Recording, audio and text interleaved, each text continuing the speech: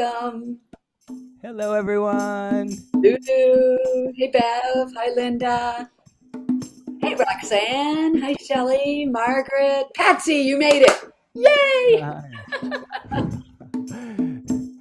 So, as you log on, you can go on gallery view. I'm going to just see and sing on you all and welcome you on. Oh, everybody, do what you're doing. Your smiles will bring a sunshiny day. Woo. Celebration. Oh, we're together. We're joining virtually. Yes.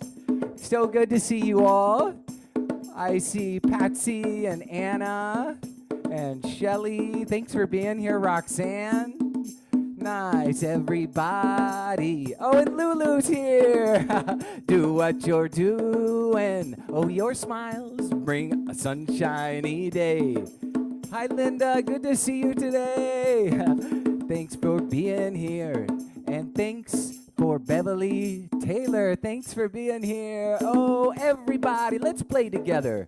Everybody, we'll play together. Oh, everybody, we'll play together and maybe do a dance. Can we all maybe move together? Maybe move together. We're gonna move together. Maybe do a little dance. Okay, let's see. We're gonna freeze in 4, 3, 2, 1, and freeze.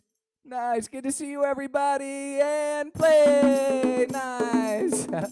So I'm wondering if we could have maybe Patsy. Would you be up to maybe we could move with you and we could copy your movements? Here we go. Nice.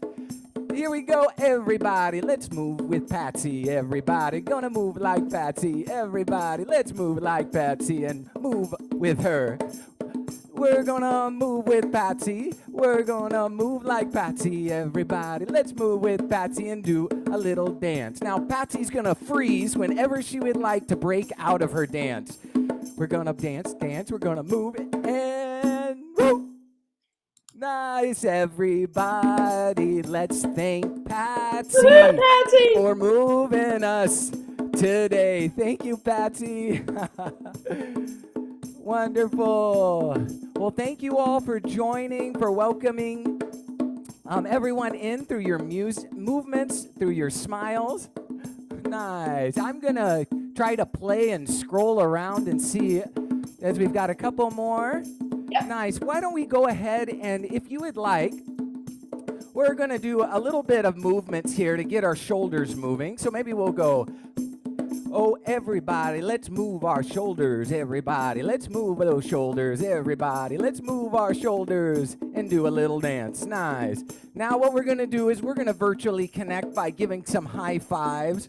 We're going to give 5 high fives to the side. Let's try it. Here we go. Oh, 1, 2, 3, 4, 5. Nice. Kept connecting to those above. 5 up high. Here we go with 1, 2, 3, 4, and 5 down below. Here we go. 1, 2, 3, 4, and 5. And everybody, let's go ahead and shake your body. Maybe shake your hands.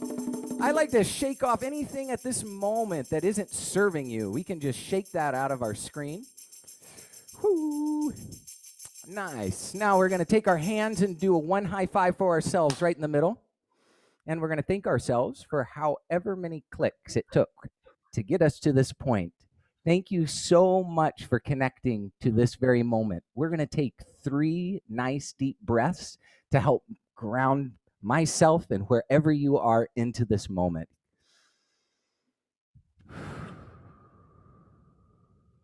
At your own speed, 2 more. And on our last breath, why don't we make a funny sound as we exhale? We can take a nice deep breath in and maybe make a funny sound on the way out.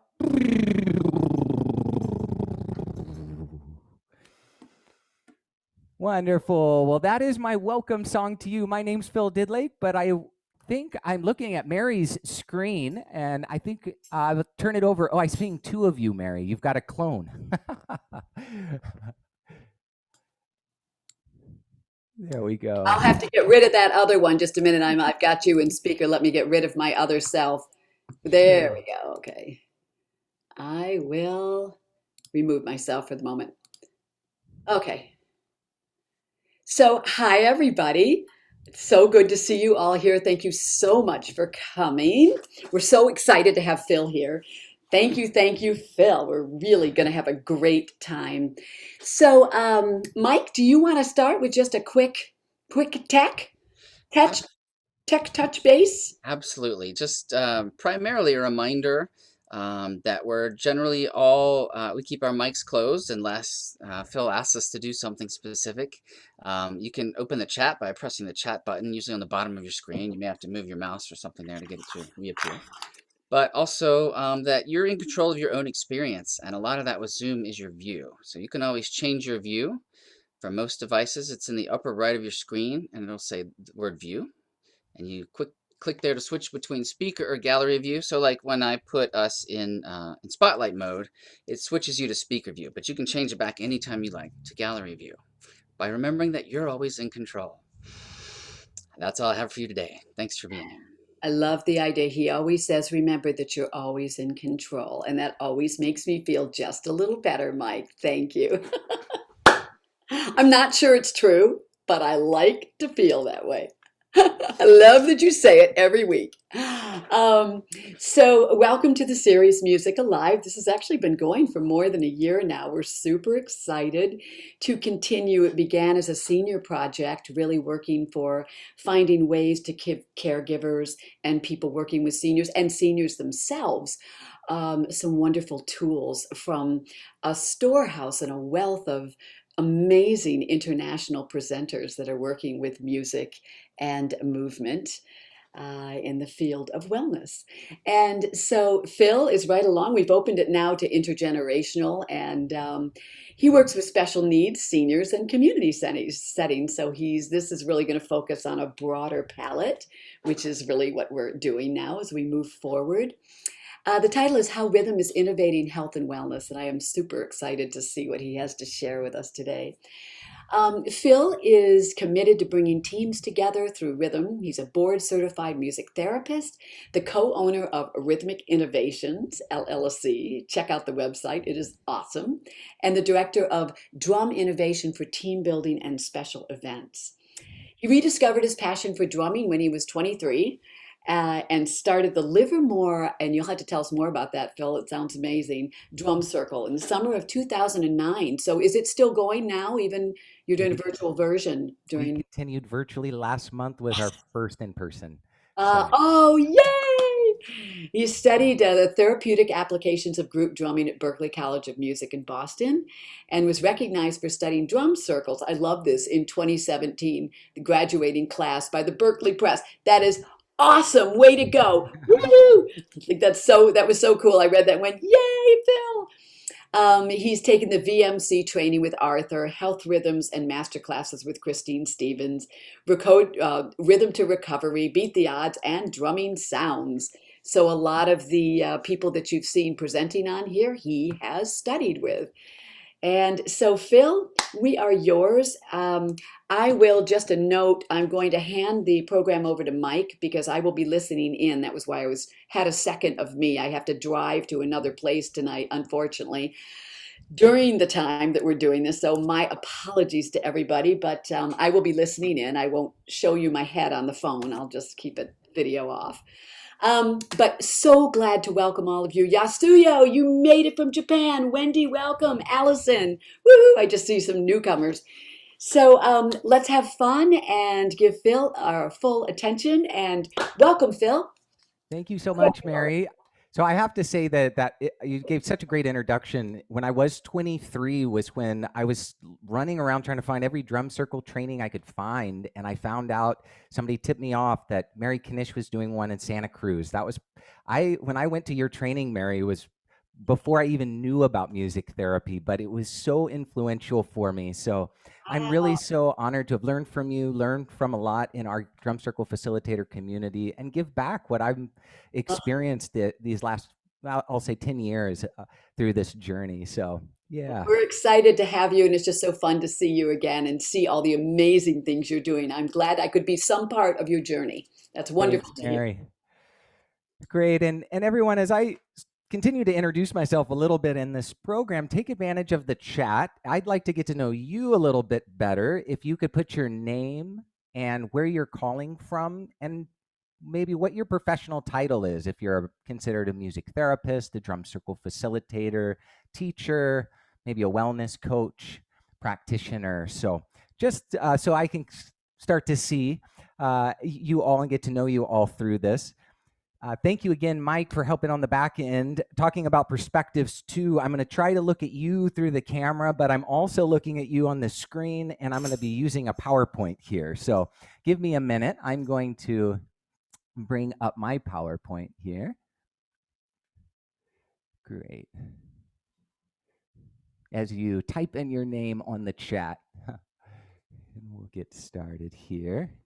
Give me a thumbs up if you're seeing the presentation. Great, cool.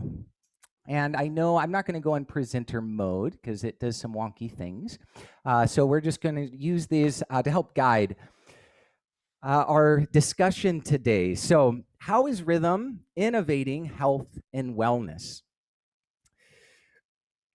I believe the answer is simple: research.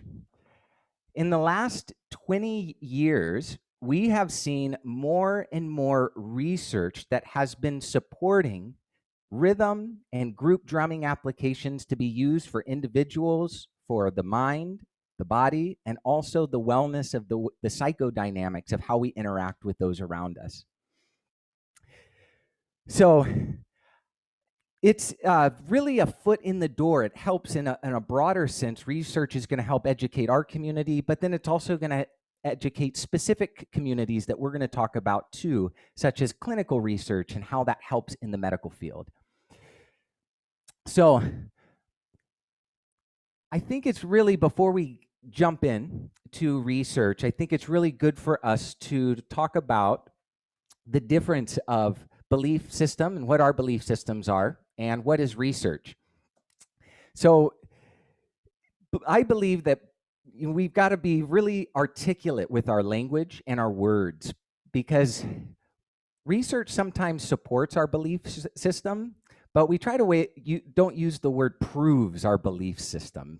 In a way, our belief system can drive research forward, and why I think it's something good to talk about specifically, because I love this research that Bob Rosenthal did back. This was the early 60s, and he basically wanted to challenge the research method at the time.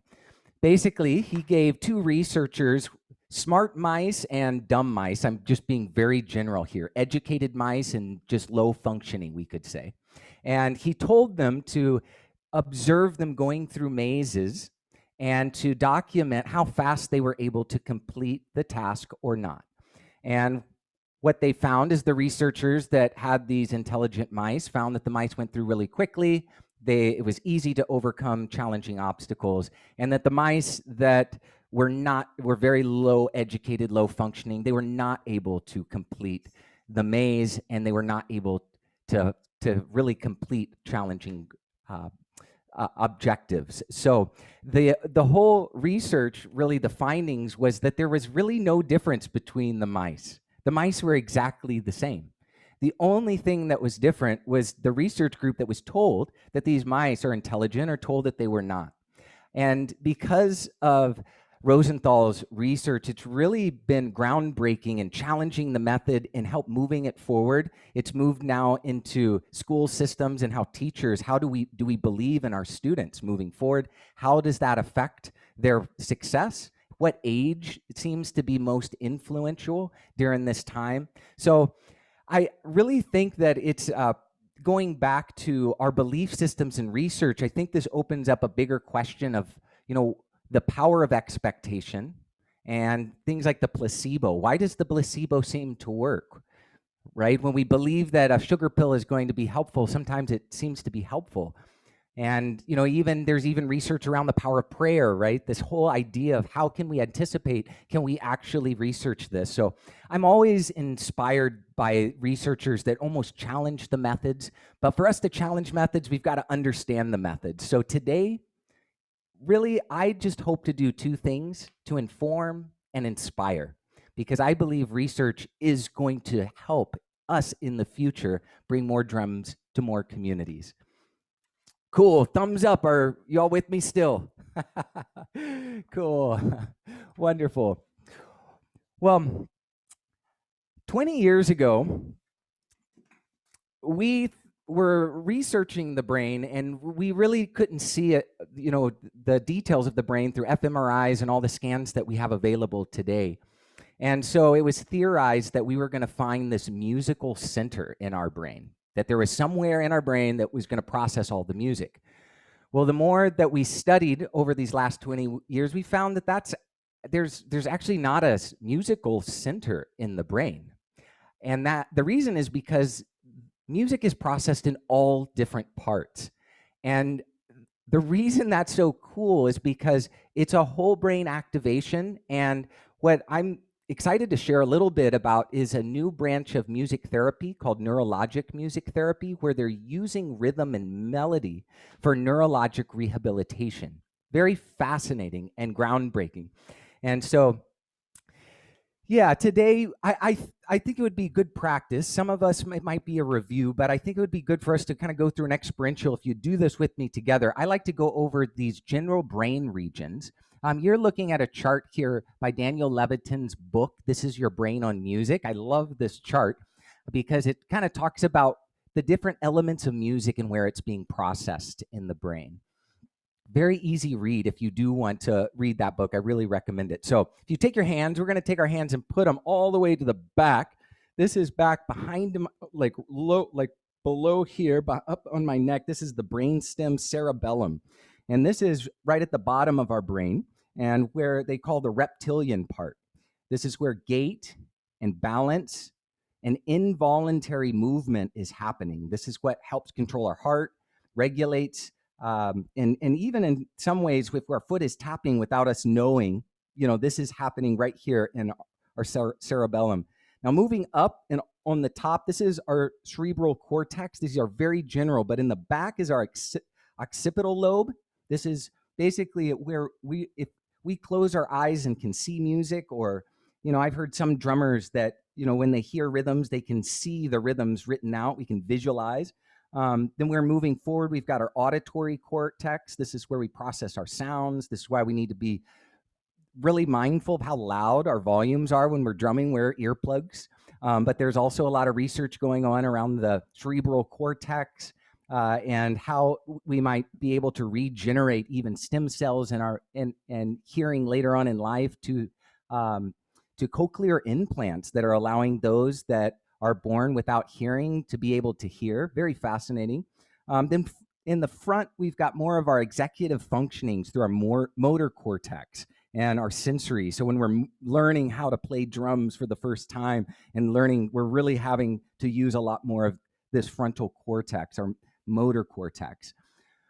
Now, inside, more of the inside, there's a basically our limbic system. It's the hippocampus that encompasses our limbic system, and we can get really into this, but I'm just really kind of macroly going over these topics because this is where a lot of music is being processed. The amygdala is where like fear response happens when we get scared, when we hear music, or emotions. This is where hormones are released as well.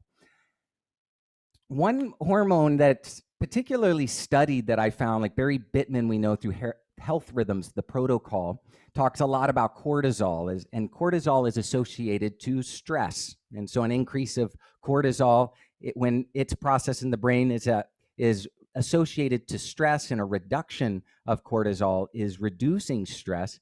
And research now has showed that basically certain drumming protocols, such as the Health Rhythms protocol, can reduce cortisol.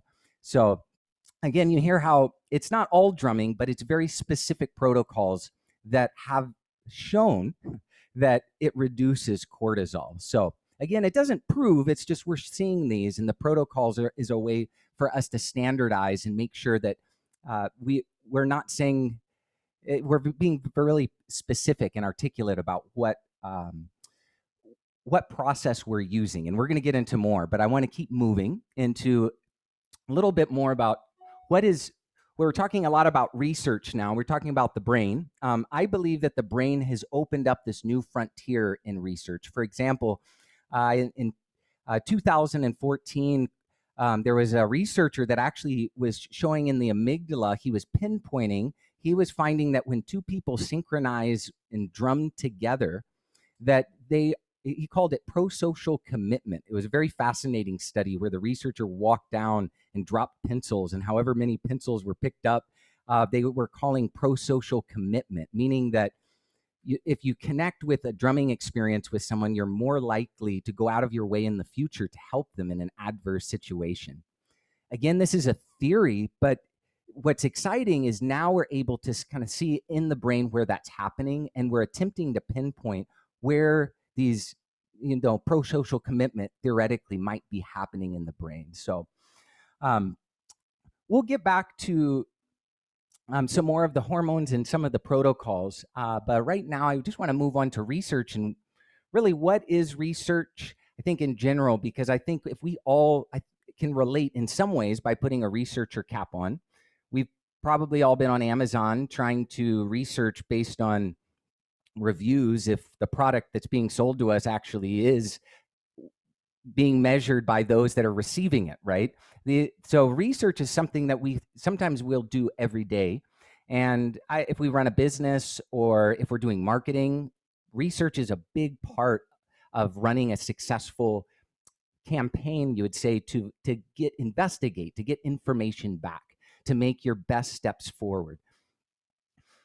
So clinical research is a little bit different than just any research. And the reason clinical research is different is because this is empowering the medical field.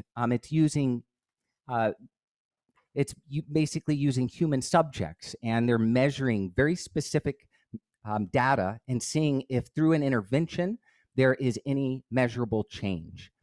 And so in the clinical research model, there are different measurable and ways of validating the research and a particular language that is used. And I'm just kind of going through very generally. You may have heard some of these terms.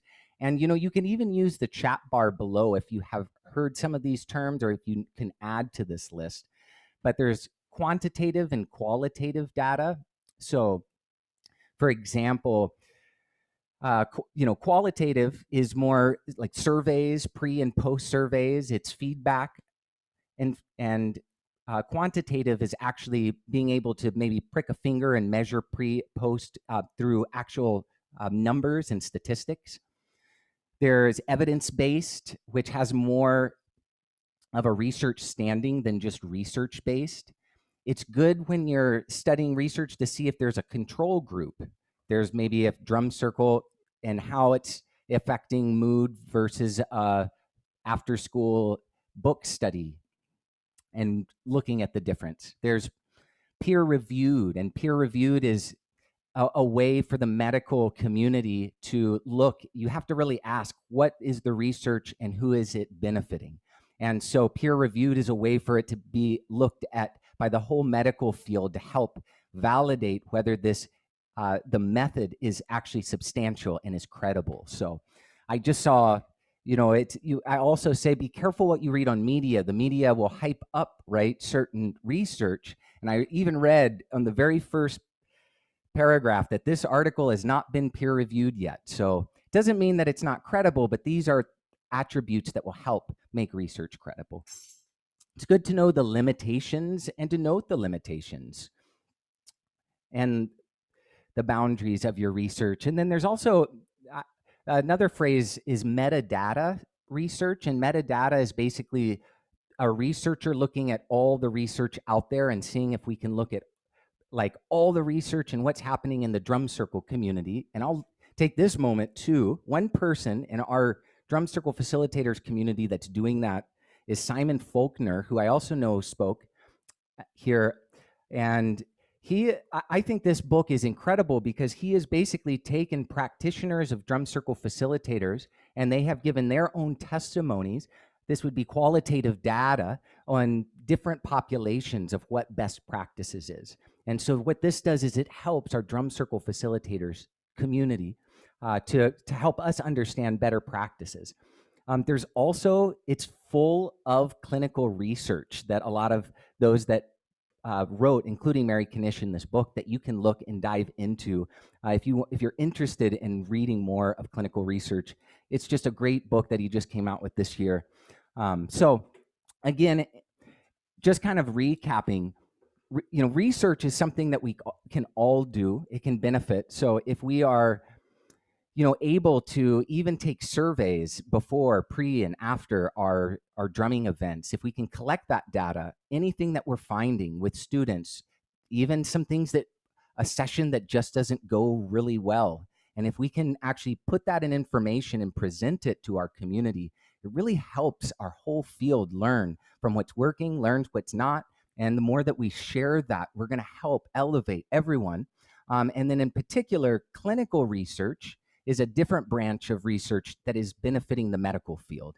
And so me as a music therapist, a lot of my training was to learn more of the clinical language and how do we not only work with clinicians, physical therapists, occupational therapists, but how do we draw up measurable data and work in the interdisciplinary field.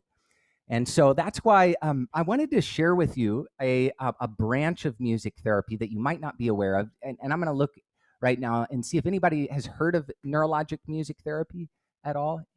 NMT, neurologic music. We got one or two. Good. Yeah, so I first want to say that I am not NMT trained. I'm just music therapy trained. I'm a board certified music therapist. This is an additional certification. I did get to go in one day to the training and meet Dr. Tao, Michael Tao. This is another amazing book called Rhythm, Music, and the Brain. And basically, Dr. Tao, this is really getting into all of the regions of the brain, how rhythm and movement is being used, and particularly how music therapists are using now melody and rhythm for neurologic rehabilitation. So what we're finding in general, and what I think is fascinating, is those that have gone through like a TBI, a traumatic brain injury, for example, has a damaged area of the brain through specific protocols that that we use. I'm putting some on the screen here called rhythm auditory stimuli and neurologic music therapy. These are very specific protocols, are able to really reroute neurologic networks around the damaged areas of the brain. And this is because of neural entrainment. So anytime there's a pulse or an audio, a rhythmic stimuli, our brain and body will entrain to that. And because of this whole activation that is happening through these specific protocols, we're able to reroute. And what that means is when you're working with maybe a speech therapist or a physical therapist, we're speeding up recovery time in a non-threatening way. And in order for this to happen is really, we have to work together. And there's a colleague of mine I'm really excited to share with you, Brian Harris. And Brian Harris has been working at Spalding Medical Center. This is a neurological rehabilitation center. It's probably one of the top 3 in the nation. And he is a NMT, a neurologic music therapist that is working with physical therapists with those that are regaining both motor functioning and speech functioning. So I'm going to show you a really short clip of what this really looks like in the hospital setting. And this is basically a patient who has lost the ability to walk and has been going through a lot of physical therapy. And Brian Harris has the opportunity to do a few of these NMT sessions with him, and you're going to be able to see this in this really quick video here.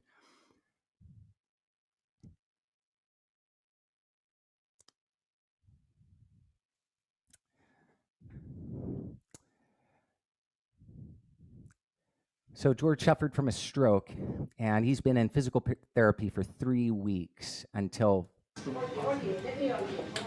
Brian works. So this is the physical therapist assisting behind the patient, and you can see the gait, the way that each foot is hitting. 1, 2, 3 is the pattern, is the rhythm pattern, and that will be put to a metronome to measure gait, and then we're using rhythm and music stimuli. They're going to use this to improve and speed up the walking tempo. So now you hear the guitar.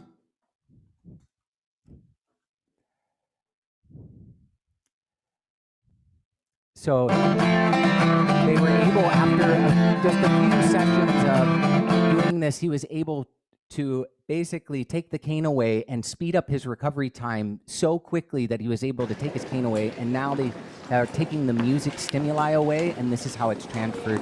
He is now walking with the help of both the physical therapist and these new rhythm auditory stimuli methods. So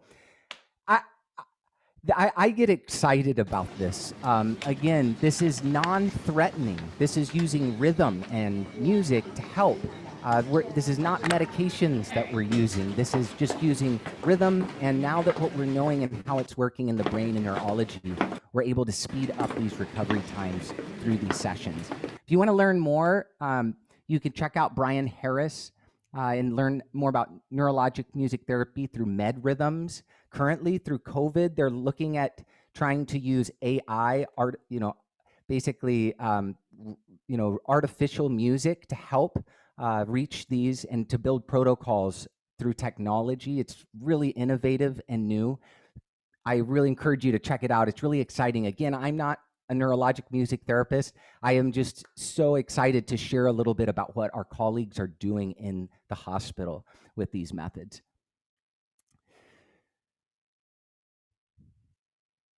Great. So I'm interested.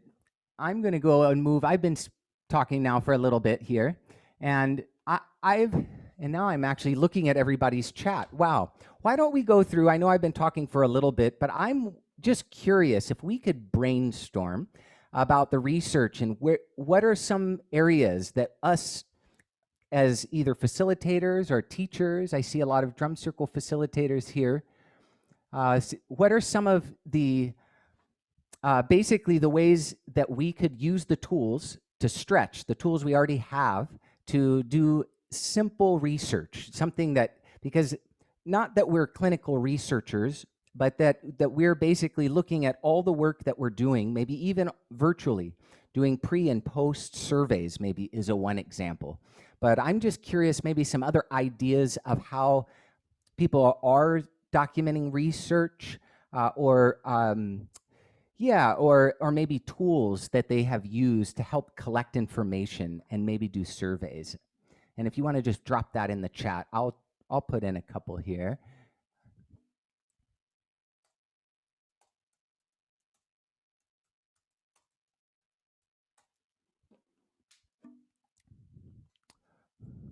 I see, Wendy, you're asking what the book is. The last one I was showing, this is Rhythm, Music, and the Brain. Let's see if I can get it close here. And this is by Michael Tao.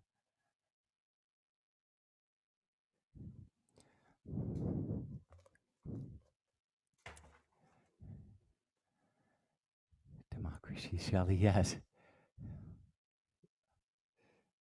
Oh, somebody, Patsy, you got mine. Yeah, but I do use Google Forms, or Wendy, yeah, I use Google Forms as well. Yes. Great. Wonderful. And I already see some questions coming in. So let me actually just take just a couple more minutes. I want to show you just a video of what I'm doing here in the communities, and then I'd like to get to some questions and kind of open up this discussion a little bit more. I'm glad we're getting, getting some good questions in. I want to give some time to. So here, let me share my screen again. Thank you for being patient as I juggle all of this here. Here we go. Great.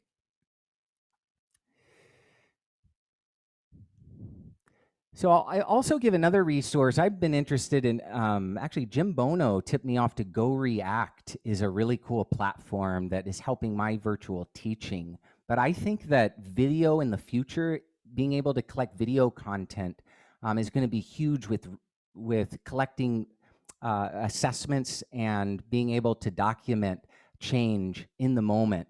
Of course, when we do this, we want to make sure, again, we have permission from everyone. So I always ask before I record, if we get permission from everyone. Of course, if you're doing any kind of studying, it's good to get permission. If you're working through an institution or school, they typically have like an ethics board that I'd recommend working with. And then exploring different publications that you can look at moving forward. But whether you're conducting research or you're critically looking at research, really look at every research you really come with this, with an idea of almost looking at it with in all ways, and not necessarily saying that this one research is going to prove something, but that it shows that this is effective. So in conclusion, I'm going to just show you a little bit about what I'm doing. I had a question about the special needs. I do work with those that are on the autism spectrum, and I'd like to talk about that a little bit more. One of the really cool ways that I'm, not only teaching my students and clients, but then I also invite them to our community drum circle, which I think is so amazing because these students can come out and they can interact. Of course, that's not happening right now, but I wanted to show you of a clip. This was taken. Part of it was January 2020. This is right before March 2020 when everything shut down. But I just wanted to show you a little quick clip so you see my community drum circle and hear from Annette Musso. Annette Musso is the mother of Mateo, who is a wonderful student of mine that she'll share a little bit about. Oh, also the audio is a little quiet, so you might have to turn the volume up on this. So let's see. Hi, my name is Annette Musso. Share a couple thoughts about what the Livermore Drum Circle means to me and my son. I am the mother of a 16-year-old young man with nonverbal autism, and the Livermore Drum Circle has meant so much in our lives. For me, as a lover of music and self-expression, going to the drum circle and participating in a free collaboration with other people who are accepting and loving and just there to enjoy themselves is an amazing gift. As the mother of an autistic child, we are often judged in society for acting out of the norm. If you can imagine how my son feels attending the Livermore Drum Circle and having his unique sounds, vocal sounds, and physical movements be appreciated by those in attendance as part of the music instead of being judged as a correct or incorrect action or sound. It's so freeing. It means so much to us and our life. And I am grateful to Phil and Jenny for bringing this experience to us in Livermore. Thank you.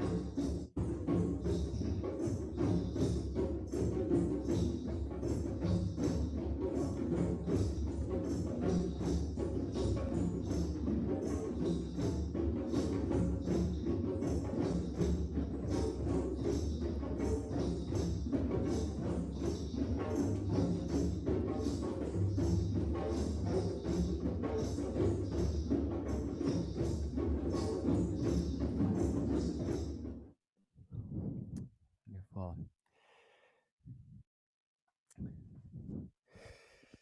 Thank you. So that's a little piece of my heart. What I do, I give back to my community by doing the Livermore Drum Circle. You can find out more about that at livermoredrumcircle.com. And right now, I think I'd love to open it up to questions. I can take questions on anything I presented or the experiences that I've had through teaching with special needs, doing drumming events for special needs. I've worked a lot in skilled nursing facilities and memory care, did my internship specifically around that and beyond. So I am all ears, and yeah, I don't know if Mike, if you want to facilitate, or we'll just if you're open and want to share, you can open your mic, and then I'm also going to jump in the chat again because I know there was some that popped up there as well.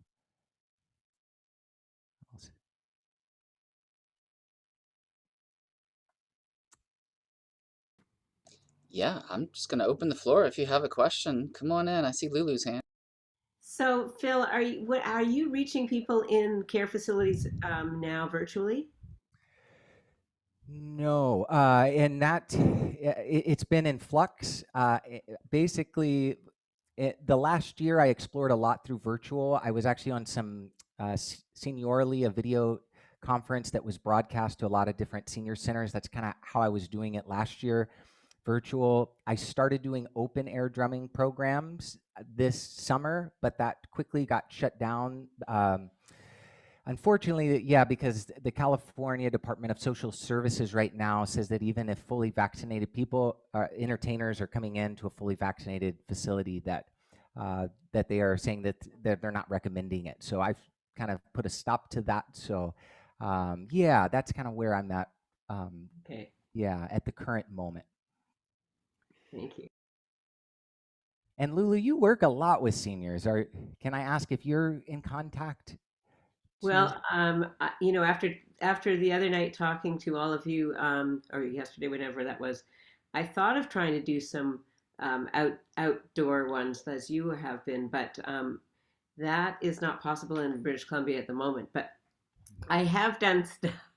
I have been doing um, ones on the street, on the sidewalk, and I get family members of people in care facilities to join me, and we're all 6 feet apart, and bring a speaker and put that out and put some music on that they love, and then we do some singing and dancing outside, and they are in the window waving, and anyway, that's all I've been able to do. Yeah, bless you, Lulu. My heart goes out to all of our seniors and those that are doing the best they can trying to reach them right now. Is yeah. Yeah. So yeah.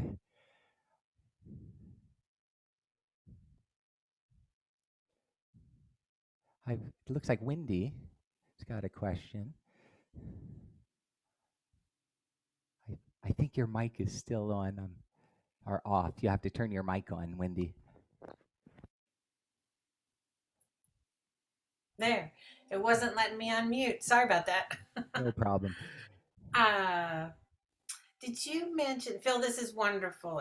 I'm so glad to have these resources, and I'm so happy you're doing the work that you're doing and sharing it. Did you mention health rhythms or med rhythms early on? I didn't Both, catch actually. that. Yeah, Both, they're okay. two different. So Health Rhythms is through Remo, and that was groundbreaking through Barry Bittman's work, and Christine was on the part of that research. And so they've developed the Health Rhythms protocol, and I believe I saw Christine is actually still doing it virtually now.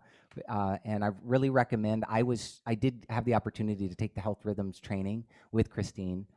Med Rhythms is with Brian Harris. That's with Oh, neurologic music therapy and kind of his work. He's been groundbreaking at Spalding Boston Medical Center. okay, great. Thank you. Both great resources, sure.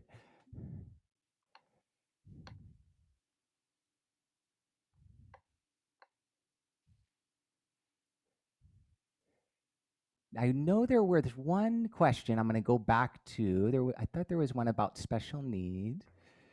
Let's see. About your best practices was one. Please. Special needs. Now, and more specifically, do we want to talk about a group or an individual? I think a group for me, Group, okay. but I don't know about the other person who mentioned it. Sure. Well, I'll speak to groups, and I can also speak to individuals. Language is very particular, and sometimes I've even heard that special needs is a term that's being redefined. And anytime, yeah. So one of the terms I like to use is all abilities and inclusive. I always, try to think about if we're going to be doing a group where we will lump together it's hard to even define what special needs is, and what some terms also are typical, neurotypical or neurodiverse is another term I'll use. So when we're having neurodiverse individuals interact in the most simple way, in order to create a safe space, what I like to do is work with the team or whoever I'm working with to create a place that's not in the room, might be outside or an additional room that's a safe space. This is a place where students can just take a break. Socialization is a lot, even for us now as we're returning now to if you think about it, if you go to a party, sometimes there's just so much going on, you need to just walk outside to take a break. So I try to provide that and work with providing that safe space and communicating to my group at the beginning that to give people permission if they need and they'd like to take a break that they can do that. And if you have a good support system, you have you really want to build a good support network to make some special needs group, depending on the size, there's going to be a need to be a lot of support, a lot of support systems, and build that too with even the individuals that you're working with. Just because somebody has a disability, we'll say, doesn't mean that they don't have an incredible ability, and you can help ally with them and they can help as well. So yeah, I always try to not look at a disability, but for the person that's behind it. There's an incredible, intelligent person behind each individual that we get to meet, and so I try not to let the behaviors mask what's behind that. And I really, you have to work a lot with what are, like, if you're working with a school, they're going to have a certain system, and so you kind of have to adhere to that. If you're working with parents, you want to check in with the parents and adhere. If you're using particular music, it's good to ask, if this type of music or style of music is okay. Sometimes certain styles of music can agitate certain individuals. I know that I'm really careful with volume because volume control is really big. I typically use a lot of more of the sound reduction methods. If I can, you get one with the cowbell and a stick, and as the joke goes. But we can be smart in how we set up before to make sure that that's not an option out. With soft mallets or I know Remo has an incredible line of sound reduction technology they use. So that's very general and vague. I'll also say when I do community settings, it's really important for me to understand who, if I have minors, for example, at a drum circle, I make sure the parents that there's somebody responsible.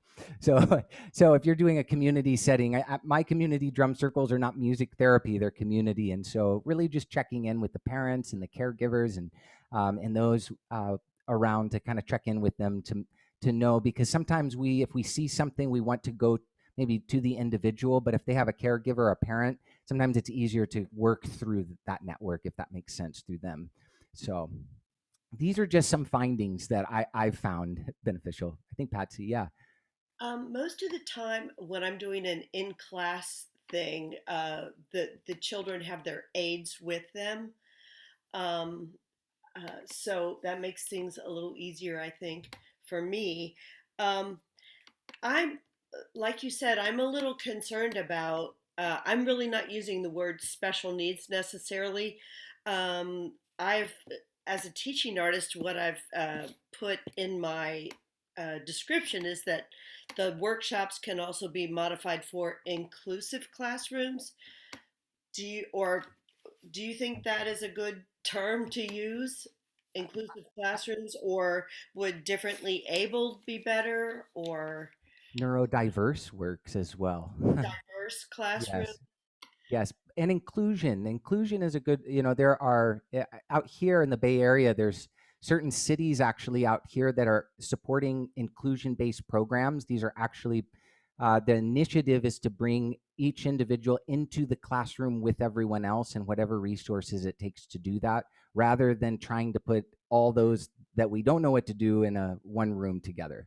And so there's certain cities out here that they have certain initiatives that are doing that. So I'm trying to support this as well. So there's different approaches. I think what you're doing is great though, and trying to bring that. I haven't really taught any of those yet. I've put it on my description. I did it when I was in LA, and there seemed to be a lot more, like you said, mixed classrooms Yes. in that respect. So just curious if there was any other protocol, specific protocol besides the sound and the softness that you were advocating. Yes, I would definitely recommend taking trainings, shadowing people that do this type of work if you can, or if they're open. There's so many tricks, right, that you can learn. I will say that I do a summer program outside, and the teachers, it's K through 12, and they say they bring they're neurodiverse, the special needs students, and they say the drumming is the only activity that I bring that they can interact all together. And and me as a facilitator, it's really hard. I can't. A lot of these, not all disabilities we can see, right? And so I just see the children having fun, right? So yeah, but definitely always seeking further training. And then what I encourage too is I have Matteo Musso, who I've done presentations with him. He's somebody from the autism community speaking on behalf of the autism community. And he has a lot of insight too about even like when he taught me that, we see a lot of those that grab their ears maybe when they walk into a building. And he described to me, it's actually that sometimes the pressure change that they feel, they're hearing so much. It's not that they don't want to say hi to you and they don't want to hear you, it's that they're trying to regulate. So when we start to understand the individual rather than focusing so much on the behavior, I think there's more of a way that we can help reach each and every person a little bit more comfortably. So yeah, Can I just jump right in there? That's please. all such tremendous advice for almost anything in life. Like, seek more training, partner with people. Patsy mentioned their aides are there or whatever. I mean, I find this all the time going into a nursing home too. Like, I don't have to know everything. I can partner with the nurses who know them better than me. I can partner with the individuals themselves, and I'll take it a step further. Get on my own platform for a moment and say, I don't have to be an expert on every person of every gender, of every age, of every, anything. If I can treat them with respect and partner with them and observe their needs, or observe, talk with their parents. Is this working right? Are there changes we can make? That's all tremendous, Phil. Thank you. Wonderful.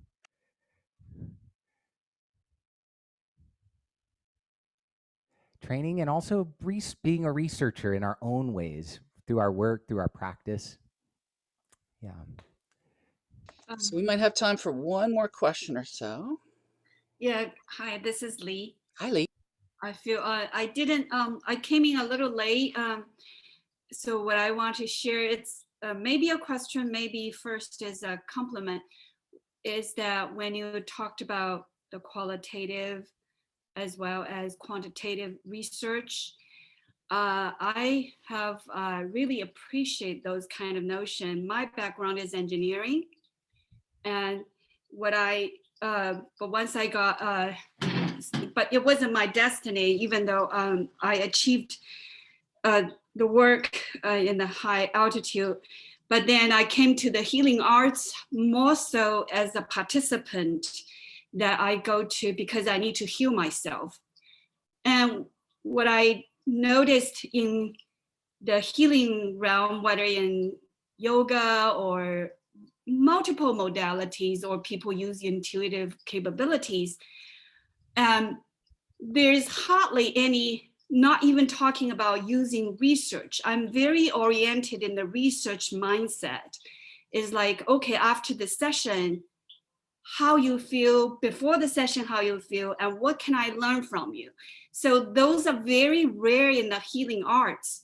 But not, of course, not in this community, because I noticed a lot of initiatives in the science field. But what I'm talking about in the broad spectrum, when people say they're doing spiritual work and all of that, I do understand certain things. It's hard to do the research, but when we have a research-oriented mind that we could do even qualitative, that is also provided a perspective. So I really want to compliment on you you highlighted this, and I really appreciate that. Yes.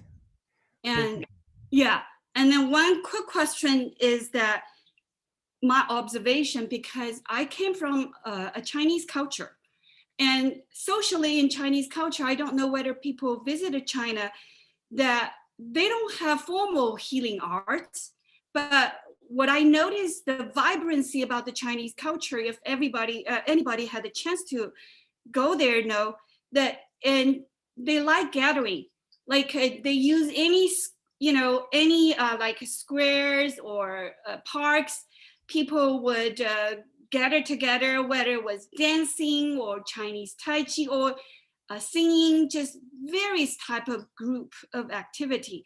But the reason I mentioned that, then I noticed, for example, I live in Los Angeles, and where you have a lot of people, then for example, in my neighborhood, I noticed there's a lot of seniors, right?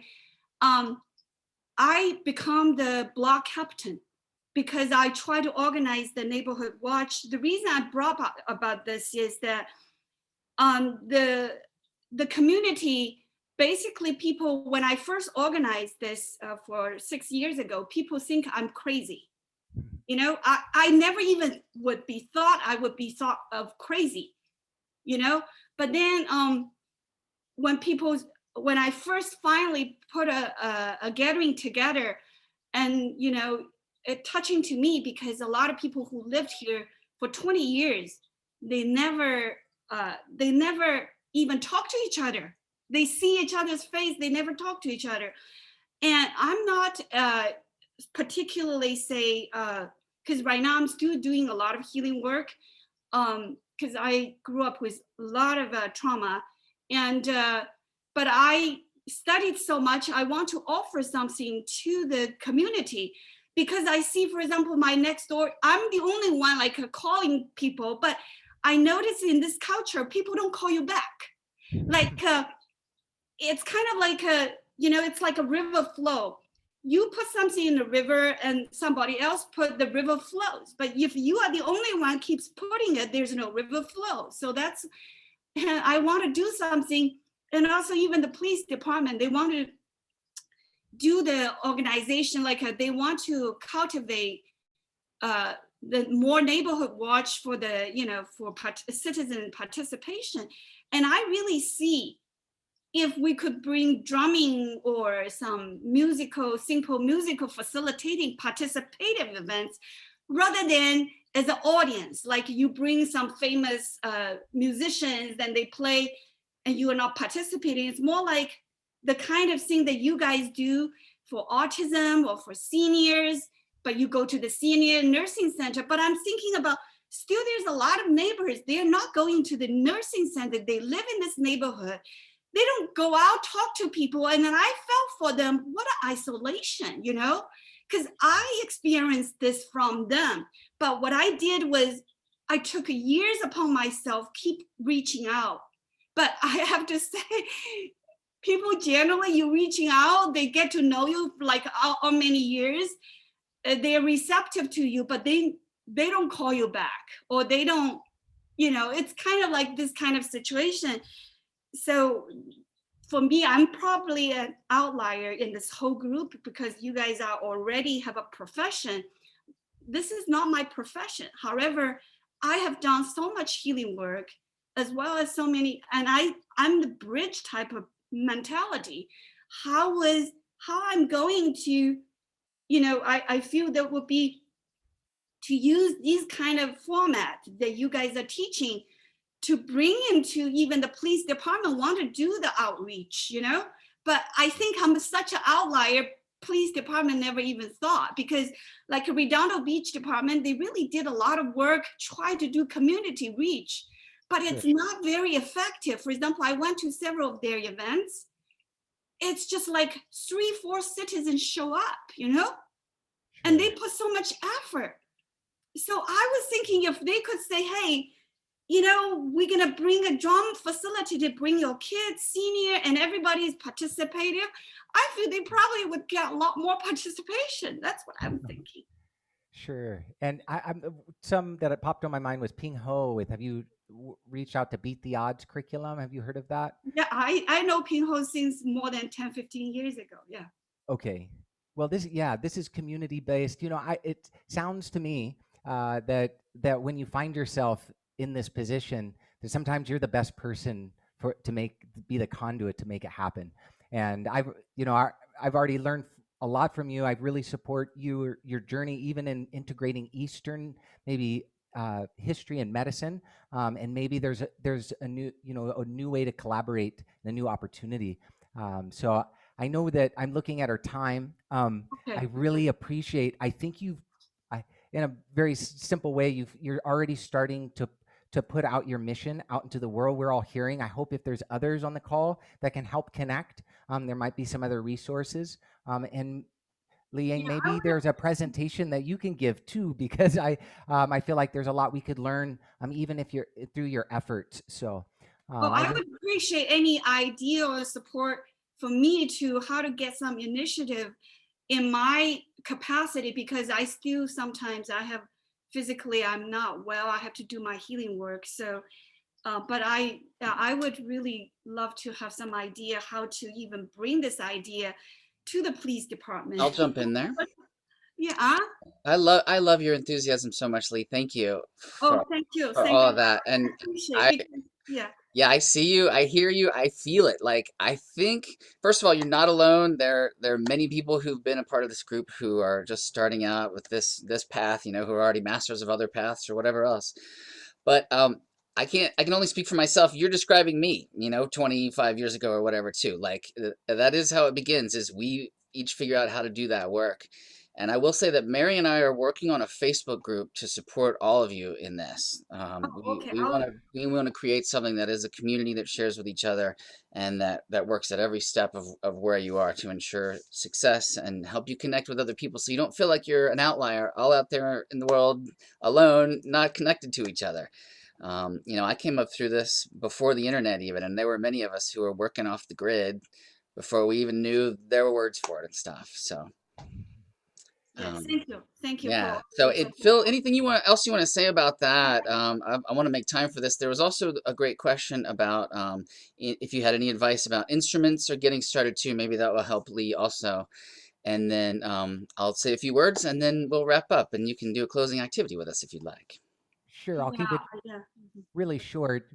Basically, as far as the instruments go, it really depends on what population you're working with. If you're working with little bitties, or if you're working with elderly, or and what those functioning levels are. There's many tricks too to make instruments a little bit more accessible for those that maybe not can't hold on to a mallet or grab one to make those adaptations. So it's a really big topic that we could talk more. You could reach out in general. In conclusion, I'm excited about research as it's driving us all forward. All of our minds in putting on those research caps. Really, we're only at the cusp, I believe. There's a lot of even interns that come back to me and say, "Hey, I have an opportunity to bring drumming in the hospital," and I give them all the research, and they say they want more. So we're still at the cusp. We're still scratching the surface, and we really want to support those that are out in the field, keeping this research moving forward. So. Thank you so much for Mike, for Mary, for all those that took time this afternoon. And Yeah, Mary texted me to say, what a great workshop. Please be sure to thank him for me. So if you all would, for just a moment, just throw your mics open and give him a big woo and thank you and whatever else you like. Woohoo! Right. Oh, that was Thank you. yeah, Very good. really great. Yeah, I learned so much. Thank you for Thank you too. the education on so many new things and new fronts on these fields. You are a credit to your field. Thank you very much, Phil. great. So I'm going to throw a couple of links in here. Some of this work is done also by Music for People. They let us use their account and that sort of thing, and so any donations to them can be put towards this Music Alive and Music for Wellness. Mary's website, Music for Wellness. And so I'm going to pop some of these links in here, and mine as well. Like I said, Mary and I are going to be working on a Facebook group. If you want to send me a Facebook friend request and let me know you want to be part of that, we'll be sure to let you know as soon as we get that started. We're going to have it open soon.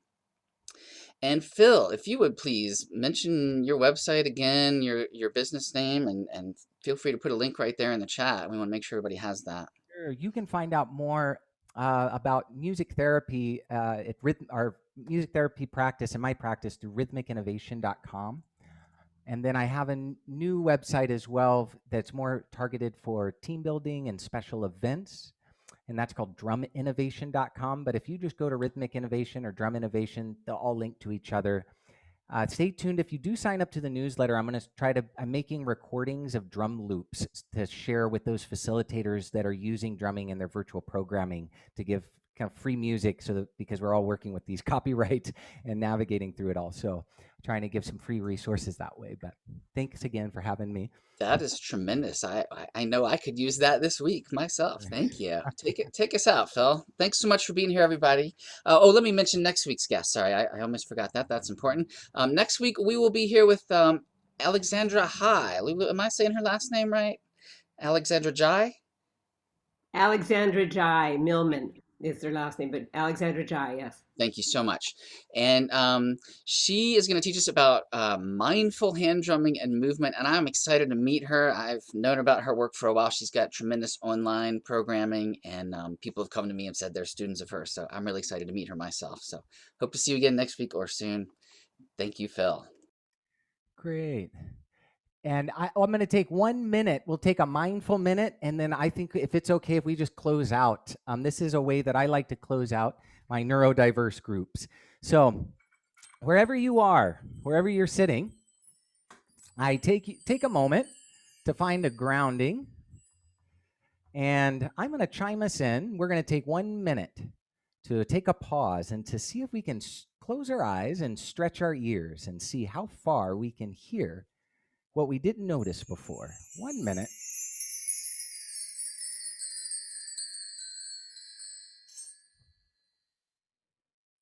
Wherever you are, notice the sound you didn't notice before. Maybe you can hear somebody in the next room, a car driving by, maybe an airplane or your computer. Maybe you can hear the sound of your own breath.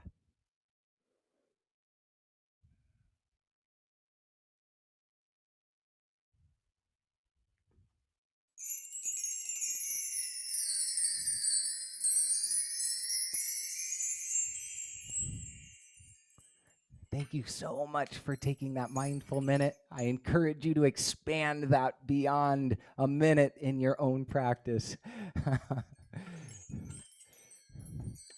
Thank you so much. All right. Have a beautiful week, everyone. Have a beautiful rest of your day. Nice. That's a great takeaway technology that we can take with us anywhere and use anywhere. Yes. That's simple. Cool. I've got to sing. This is a little goodbye song I'll sing to everybody, and then I'm off. Here we go. Oh, goodbye for now to you, my friends. Goodbye for now. Oh, until we meet again. It's been so good to laugh and play together, but it's time to say goodbye. Goodbye to Susan, goodbye to Linda, goodbye to Shelley, goodbye to Patsy, goodbye to Wendy, goodbye to Bev, goodbye to Lee, and Yosoyo, I'm trying to pronounce right.